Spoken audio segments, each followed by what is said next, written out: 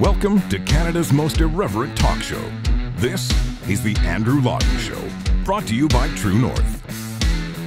Coming up, the Conservative Leadership Series continues with a sit-down interview with Conservative leadership candidate Patrick Brown. The Andrew Lawton Show starts right now. Hello and welcome to you. This is Canada's most irreverent talk show, the Andrew Lawton Show, here on True North. The Conservative leadership race continues to be underway. It's not actually until September that the party is going to formally select its next leader. Conservative members will be voting over the course of the summer, I think in August mainly. The ballots, as I understand, have not yet gone out. So the candidates are now campaigning exclusively to members. And we've done an explainer up at tnc.news if you want to look into how the race actually works. But they do it based on a point system in which candidates have to get the most points on a ranked ballot. So oftentimes with 6 candidates or even more, if you look at like the 2017 leadership race, the race is decided not based on who gets the most votes on the first ballot, but how the race shakes up from there when people drop off and their votes get reallocated elsewhere. And that's just like a lengthy PSA in case you haven't been following the structure of how the Conservative leadership race works. We are doing something on the Andrew Lawton Show that we did in 2020 that was very well received. We're doing the Conservative Leadership Series, which, if the name doesn't give it away, is a series of interviews with Conservative leadership candidates. Many of them we've spoken to as they announced their candidacies initially. This series is a bit different because we insist that we have to meet in person and we have lengthy discussions that run the gamut, things that they're putting forward in their platform, things they're not necessarily addressing, but a lot of members and supporters think they should, and also questions about the state of the party and Canadian politics in general. Now, we've spoken to all of the candidates in the past before we did this series, except for Patrick Brown, who had been notoriously difficult to pin down early in the race. He declined the invitation to appear at the Canada Strong and Free Networking Conference debate. He declined the Independent Press Gallery debate, and he didn't agree to do an interview with me until after the membership cutoff, which was at the beginning of June. So this is my first time sitting down with Patrick Brown in the course of the race. Nevertheless, I did sit down with Patrick Brown at a coffee shop in Brampton, Ontario last week for an interview which I can bring to you now as the latest installment in the Conservative Leadership Series. Patrick Brown, thank you very much. My pleasure. So let's just start here, and it might be a bit of a self-serving question, but you're the only candidate that I haven't spoken to in this race, and obviously you weren't there for the first unofficial debate. So why is it taking so long for us to sit down, first off? Well, the first stage of the race was selling memberships, and it's a giant country, so time was our enemy in terms of our ability to get everywhere.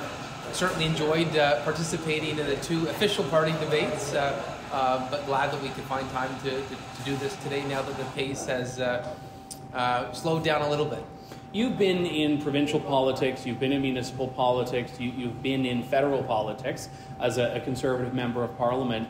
Why the jump now to seek the leadership of the Conservatives and ultimately to seek the Prime Ministership of Canada? Well, I don't believe that the Liberal-NDP coalition is in the best interest of Canadians. It is dangerous, the path that we're on. Financial chaos in Ottawa, $1.3 trillion in debt, $2 billion a month in interest payments. When you're born today in Canada, you owe $31,000. We don't have energy sovereignty. We can't even build a national energy corridor. We've got a justice system that is broken, that protects the rights of criminals more than it does victims. And I'm tired of seeing the Conservative Party lose. And as a big city mayor, I know how to win in the areas where the Conservative Party has been unable to win. We can win the popular vote, but if you don't win the seat count, you're never going to be able to form government. And fundamentally, I'm running so that we can build a united Conservative Party that can defeat the Liberals and get Canada back on track.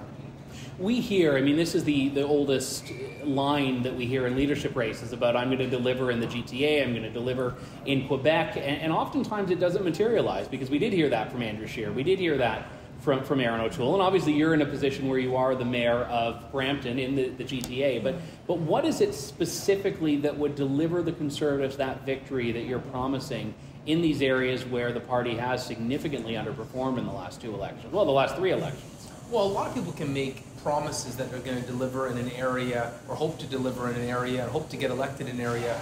I actually do. I'm a living example of someone who gets elected in an area of the country where the Conservatives got blown out. And so it's a very different example with my candidacy. I won provincial by-elections in places the Conservative Party had no business winning, from Scarborough Rouge River to Sault Ste. Marie. I've won municipally in Brampton that has 5 Liberal seats, and so this is not aspirational. I have shown the federal party how we can win in areas like this. Is it about strategy or is it about policy? It's about being able to communicate that the values of voters who have not traditionally supported the Conservative Party are actually conservative values, that their values are our values. And a great example would be religious freedom. I view religious freedom as a conservative value, frankly a Canadian value, and I look in recent years and we have failed to communicate that. I look at the example of Bill 21 in Quebec, where the Conservative Party in the last election sat on the sidelines. Prominent Conservatives refused to take a position, or worse, said they wouldn't challenge a bill that was egregious and wrong. The notion that you can't wear an article of faith and be a government worker is inconsistent with the Charter protected rights of religious freedom. There's an example of a conservative value, and it was Stephen Harper who created the Office of Ambassador of Religious Freedom, where we went around the world to lecture on the importance of religious freedom, where we talked about persecuted religious communities around the world, whether it's Yazidis in Iraq, whether it is Asmalis in Afghanistan, whether it's the Ahmadiyya community. There's examples of communities where we've really been the party to say Canada's a land of freedom.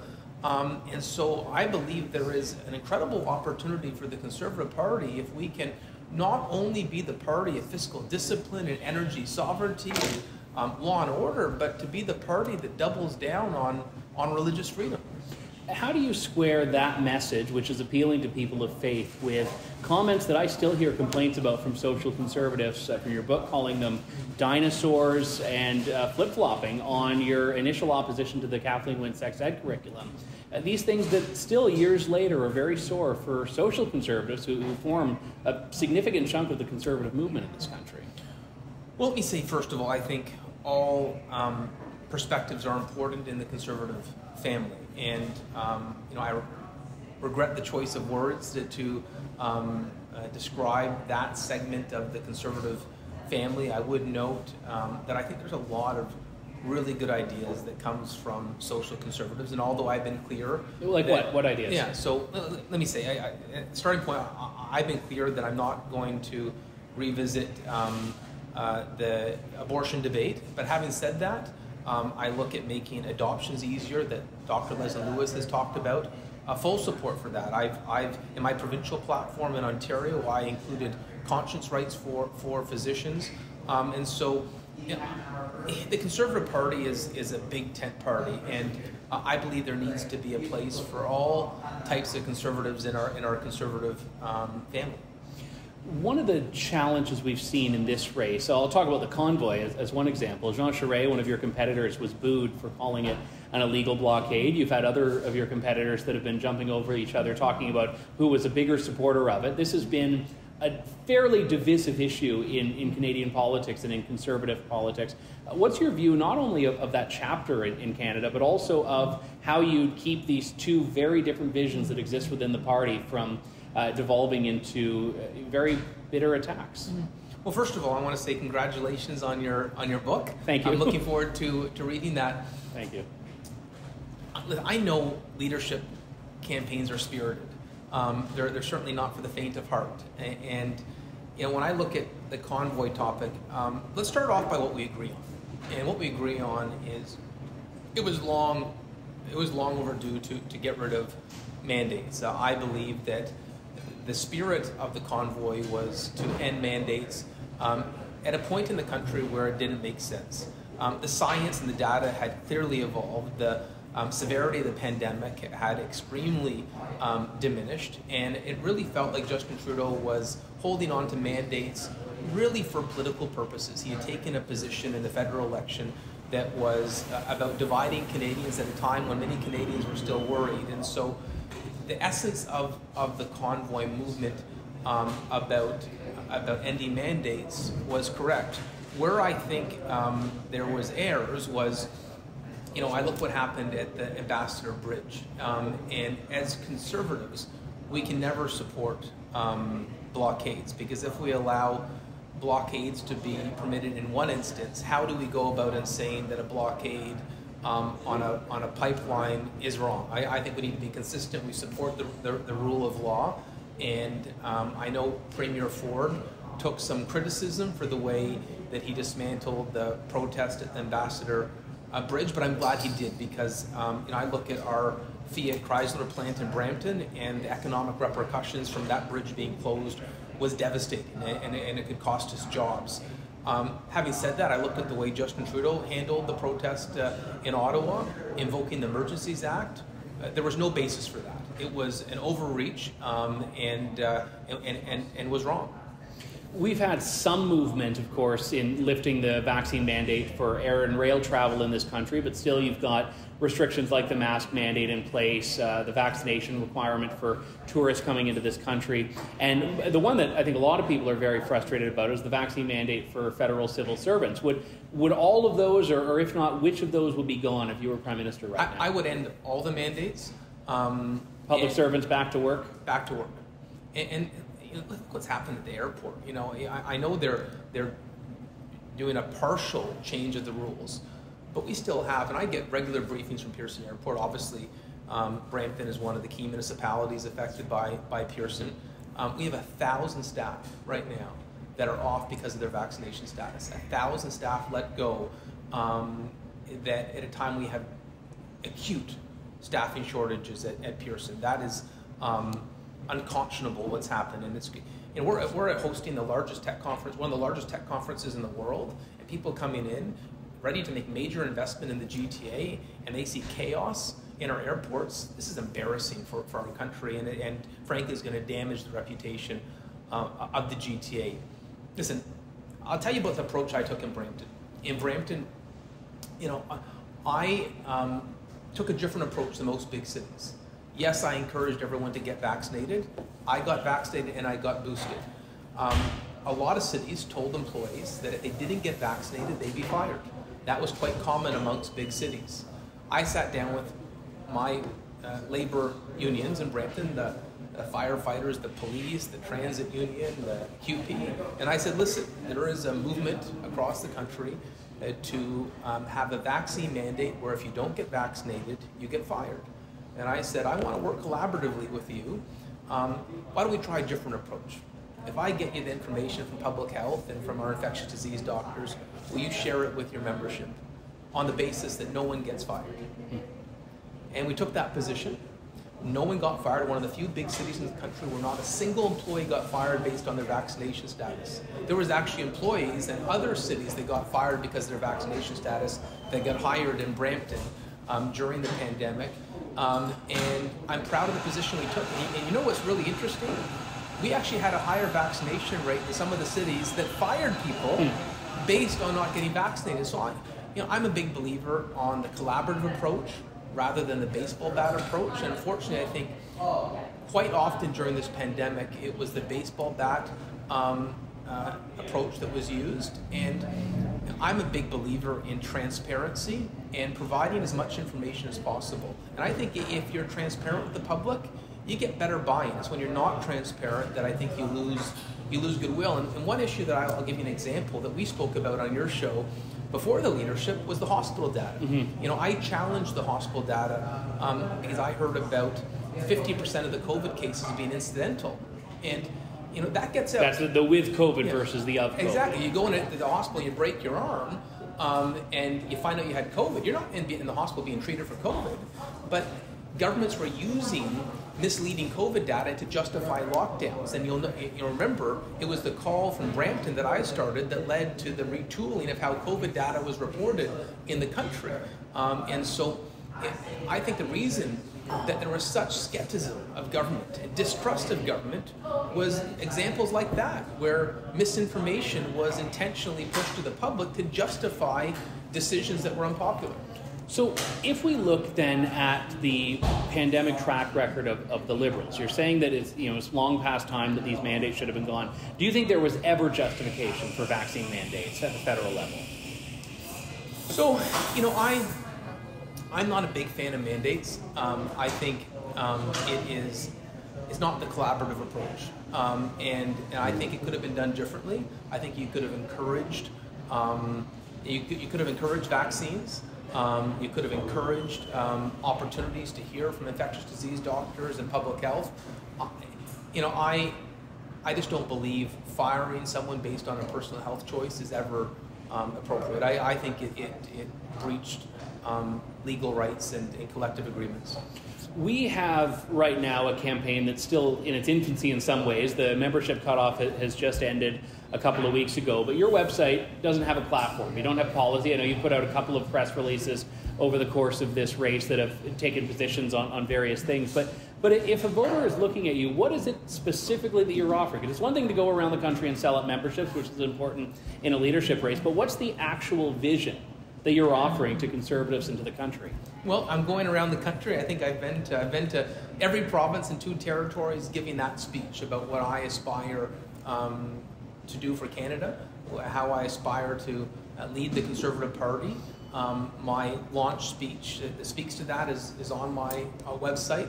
It's why I was pleased to participate in both official party debates where I answered every question that they asked of us on every policy topic.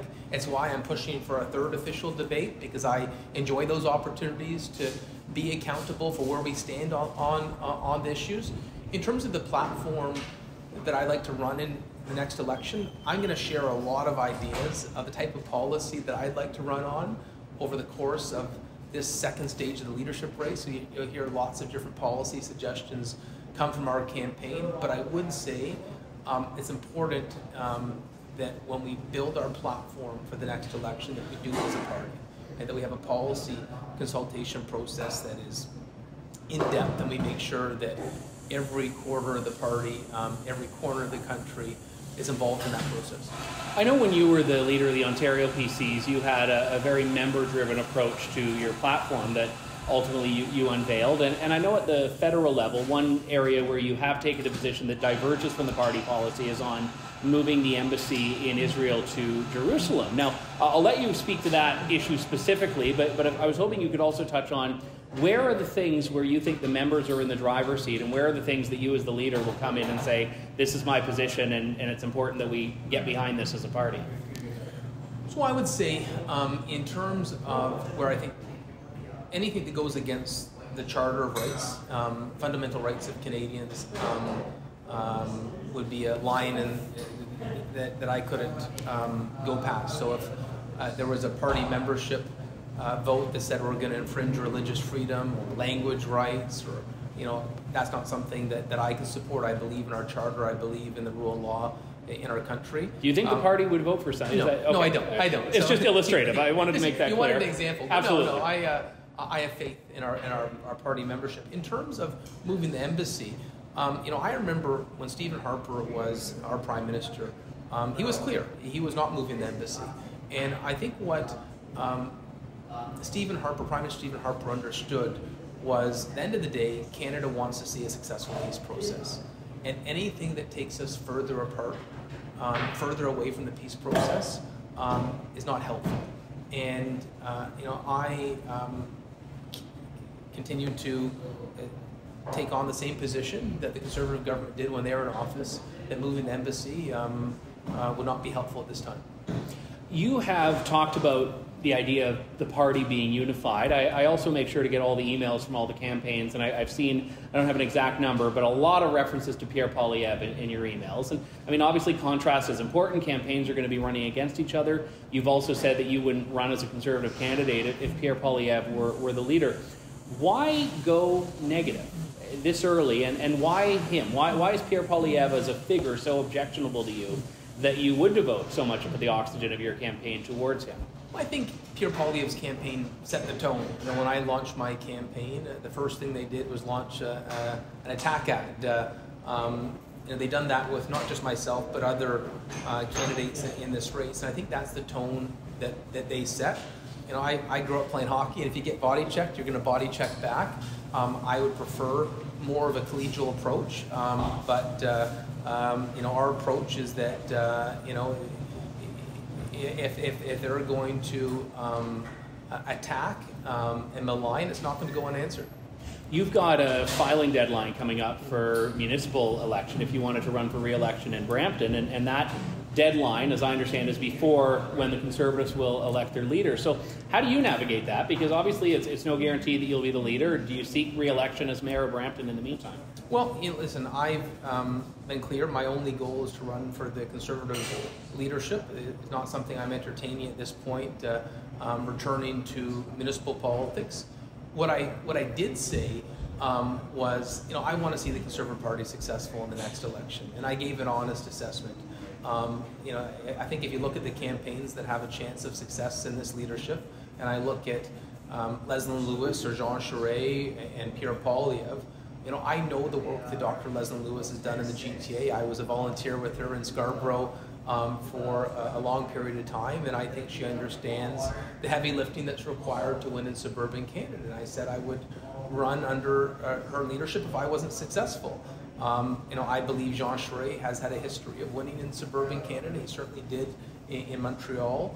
And I said I would run if he was successful. I gave an honest answer. Maybe people aren't used to honest answers when you have interviews. I was asked on a national TV program if I would run if Pierre Poilievre was successful, and I gave an honest assessment that I saw what happened in the last two elections. And if it's the same old approach, then I'm not interested in being part of a losing campaign, even though I know I have a high standing here as mayor of Brampton. I just don't think electoral success is possible under more of the same. We really need to have a Conservative Party that understands we need to bring all Canadians together, particularly in a multi-faith, multicultural setting. One of the big challenges the Conservative Party has always gone through is this pull between two sides, one that says we need to be more moderate to win, and the other side that says we need to go back to our roots. And you touched on this a little bit earlier by talking about a lot of communities where they do have conservative values that are shared by Canadians. But ultimately, when you're looking at the country that you want to see and the Conservative Party that you want to see, you're still of the mind that there is a future for the Conservative Party in this country. But I get the sense you don't think in its current form that's the case. I think we need to go back to the best moments in the Conservative Party. And the best moments of the Conservative Party are when we stand up for every Canadian. And if one group of Canadians is attacked, we're all attacked. So let me point to moments in Conservative Party history I think reflected that. You look at John Diefenbaker writing the Bill of Rights, clearly understanding that he wanted to protect the equality of all Canadians. You look at Brian Mooney fighting apartheid in South Africa, clearly showing that a Conservative Party had no tolerance for racism of any kind. I look at how Stephen Harper did the apology with Senator Victor O for the Chinese head tax, the recognition of the errors of residential schools and the mistreatment of Indigenous Canadians. Those are examples of where you've seen great Conservative leaders stand up for all aspects of the Canadian family. And so what I'd like to see to make sure we're successful in the multicultural mosaic that is suburban Canada, a very clear position that we have no time, no space, no oxygen for hate of any kind, whether it's Islamophobia, anti-Semitism, racism, whether it's Hinduphobia, Sikhophobia, anti-Asian hate. I want to build a Conservative Party that really sends a clear message that every Canadian is welcome in our family. The government uses the Liberal government uses those phobias you've cited as justification to go after frankly, to go after free speech. I mean, we've seen this in the bill that's been put forward in the last legislature, C-36, on restoring Section 13 of the Canadian Human Rights Act, which the former Conservative government repealed. Do you feel that that's an accurate representation, that the Liberals are going after free speech? So I think it's important not to fall for Liberal traps. And the Liberals want to be able to paint a Conservative Party that is intolerant and not inclusive. And so it's very important for Conservatives not to fall for those traps, for the Conservative Party to very clearly outline it doesn't matter who you love, where you're born, the color of your skin, what God you worship, everyone is welcome in our party, and we're going to rally behind every Canadian to have success. And so absolutely, I support free speech, and I don't support any diminishment of free speech. I think the Liberal Party has had a track record of trying to curtail free speech. We see that with what they're trying to do with the internet right now. But I would say the one caveat on free speech is it doesn't include inciting hate against other Canadians. So let me just be very specific then. Section 13, which the former Conservative government, when you were a member of Parliament, abolished, the Liberals want to bring that back. Would you vote for or against that? So I support free speech, and so my position remains the same, and the position that we took in the Conservative Party that we don't support the diminishment of free speech that we've seen under Justin Trudeau. So moving forward, how do you, if you're successful as a Conservative leader, work against the current that typically is working against Conservatives? We've seen the media smears, you've seen this firsthand, and you've talked about this. How do you push back against that and get the Conservatives to break out of what tends to be the story of Conservative campaigns? So I don't think some of those attacks would be successful against my candidacy, because on a lot of these Liberal traps, I've been on the right side of history. And I'll give you an example. You look at Doug Ford's success in the recent provincial election across the GTA. He made it very clear on a lot of these Liberal traps that the Conservative Party would stand for equality. So let me give you one example. Islamophobia. My position is clear. Hate against any faith is wrong. Hate against the Jewish faith, hate against the Muslim faith, hate against the Christian faith, hate against any faith is egregious. And in the provincial legislature, when the Liberals wanted to trap the Conservatives on a vote to condemn hate against Muslims, the provincial Conservatives didn't fall for it. But federally, they fell for it. And it became an issue that really rallied support against the federal Conservative Party. We need to be smarter as a Conservative family. Do not fall again and again for these Liberal traps. We're the party of religious freedom. We're the party that will stick up for every Canadian. I would just ask you in closing then, Patrick, because when you're talking about those Liberal traps, what the Liberals are doing is trapping the Conservatives both ways. If you vote for it, you're saying that the Liberals are the ones that are setting the tone on this, and if you vote against it, you're allowing them to be branded. So is the correct response not to expose these traps and say we're not going to play that game? I think the correct approach is to call out hate wherever you see it. And so when I see examples of hate and bigotry and intolerance, I call it out. I don't need to be told to call it out by the Liberal Party. It's my natural inclination. So let me give you an example. Recently I read an article that was derogatory towards Senator Victor O, who helped write the Chinese head tax apology with Stephen Harper, a Citizen of the Year in Mississauga, highly recommended by Mayor Hazel McCallion. And just because he's from Singapore, but because his grandparents were from China, there was some anti-Chinese bigotry directed toward him. And so my natural inclination is not to wait and allow that attack to stick.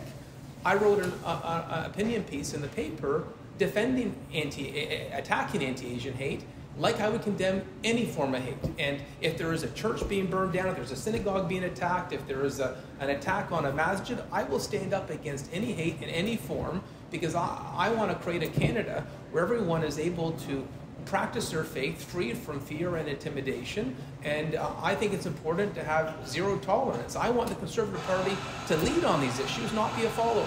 Patrick Brown, thank you very much. My pleasure.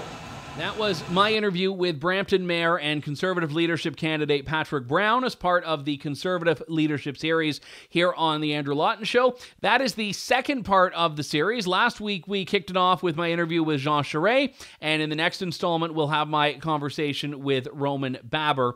But we'll get through all 6 candidates in the next few weeks. So thank you very much to those of you who are tuning in. If you want to support this series, please do head on over to donate.tnc.news and chip in a few dollars if you can. can to cover the video costs, the travel costs, and whatnot, and make sure that we can keep bringing this to you to help you be better informed about the candidates seeking your vote, whether you're a Conservative member or not, because remember, whoever wins is going to be seeking your vote in a general election in a couple of years as well. So that's the pitch. We will see you next time. This is Canada's most irreverent talk show here on True North. Thank you, God bless, and good day to you all. Thanks for listening to The Andrew Lawton Show. Support the program by donating to True North at www.tnc.news.